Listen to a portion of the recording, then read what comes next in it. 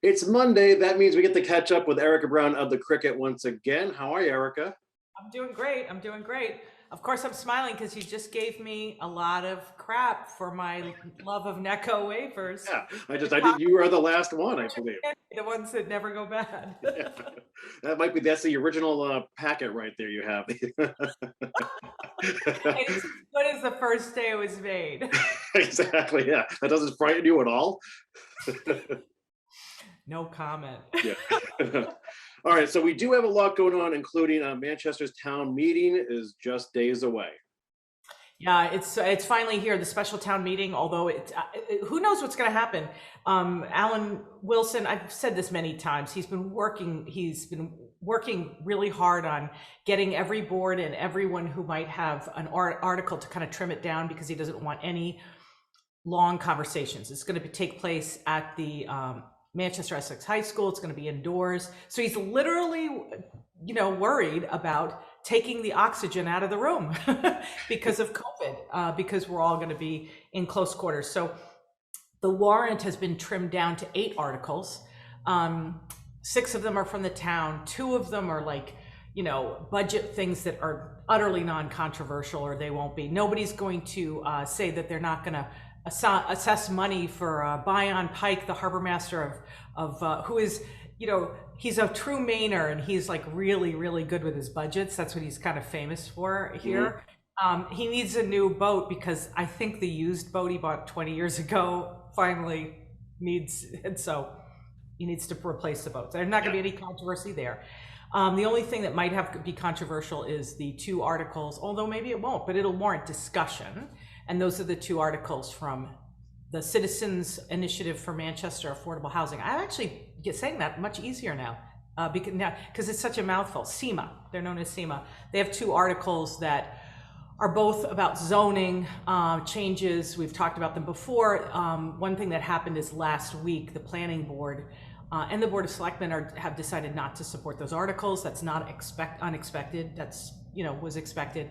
So it may prompt discussion that might be animated, because there was certainly some animated discussion in the planning board meeting, in particular when the 2 heads of SEMA, Jay Bothwick and Bill Cross, presented their rationale for these 2 articles, and the planning board decided not to recommend the passage of those 2.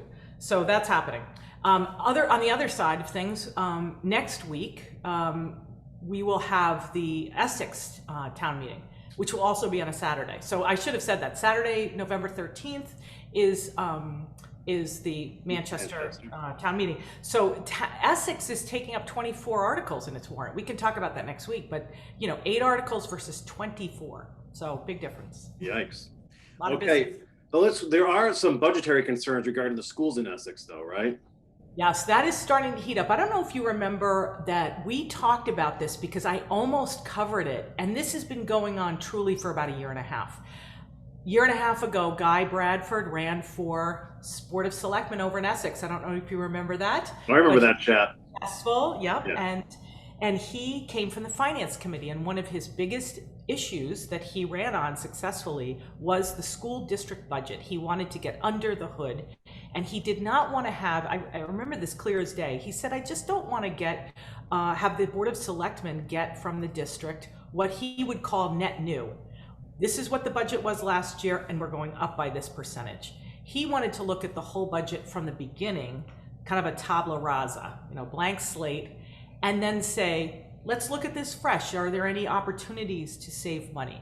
What's driving this, actually, from a long time ago, is that Essex is there. We talk about this too.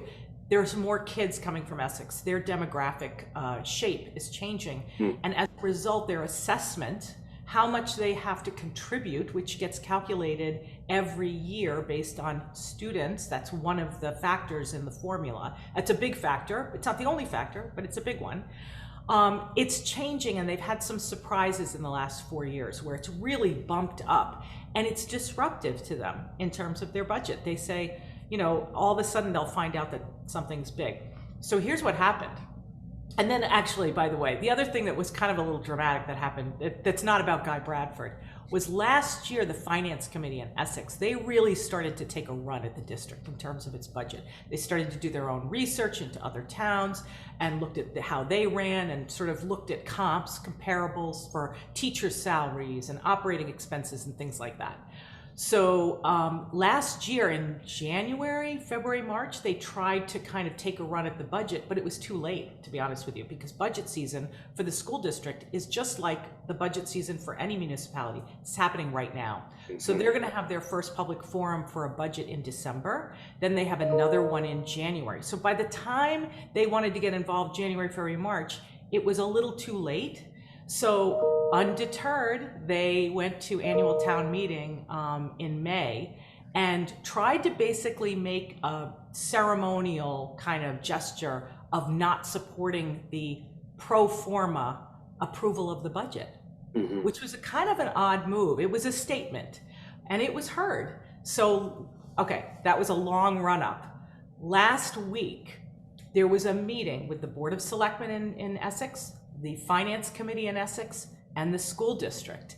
Avi Urbis, who heads up the finances for the district, and Pam Bodwin came. There were a lot of members of the school committee in the budget in the audience, and it was a big meeting about opening up the kimono about what is it that drives a budget, and it was very, very interesting. So we'll look at all these things. And by the way, one of the things that was great, when you learned that things like healthcare is going out of control in terms of, health insurance. It's stuff that any business owner deals with, like 28% in like 2 years, something like that. There's a lot of things that are just uncontrollable, really, that drives the budget. So we're going to start to get into that. One thing I will say is by the end of that meeting, which you would think would be contentious, guess who was like nodding and shaking their heads and smiling and saying, thank you so much, thank you so much. It was the Essex Finance Committee. So it was interesting. Nice how that played out. Okay, thanks for that, Erika. Oh, and lastly, a really nice story on Don Besser. Don Besser. I like this story because Don from Manchester. Don is from Manchester, and he is, I would call his personality to be straightforward. Okay. He's a straightforward guy. Now, I happen to know that because I know his wife. I'm very friendly with his wife, Julie, his better half, as I like to say. And she is a total sweetheart, like a sweetheart. She's one of my favorite people. But Don, and I got to give him credit, head of the Charles 2 weeks ago, which is now the largest regatta in the world. Do you know it started with 80 boats and now has I want to say it started with 80 boats and like 100 people or something like that. Huh. And now it's 10,000. It's a huge thing. It started as a male only race. Now it's like, it's half the competitors, half the athletes are women. People come from all over the world, right? They made it into a 3-day event this year. And I only bring that up because it was historic with a small H. But the very first race of all the 3 days was the men's 70 plus. They called it the men's 70 senior veteran singles. And Don Besser, who started rowing only 20 years ago, won gold. Won gold, which is really good. He picked up rowing 20 years ago because he had been watching his son, Jeb, who is a very accomplished rower, rowing since a teenager. And now he's in his 50s, I believe, or 40s. And still does it, organizes races. He's very, very involved with it. Well, he started watching his son, and then I guess he just decided to get into it. The two of them do it together. And here's the kicker, okay? He won first place, which you love. And it was a big goal for him, so it was a big personal goal. I think it's very important, very interesting. Jeb also had the Charles, but that's less remarkable because he does it every year. And he organizes, and he's always in it. And he's won many, many awards. But Jeb won one of the last races. I think it was the last race. And I didn't think of it that way, but he did. He entered something called the mixed 8, which means both genders, male and female. And of course, 8 people in a boat. And they dressed up as Harry Potter characters and they decorated the boat to look like the Hogwarts Express. And they won gold. So there's that. So shout out to the Bessers. The gold Bessers. Yeah, good for them. And hey, Dawn, if you're going to be a straightforward kind of person, rowing might be just for you. You right? Hey. There you have it. Erika, great stuff as always. Have a great week. We'll catch up with you soon. Bye.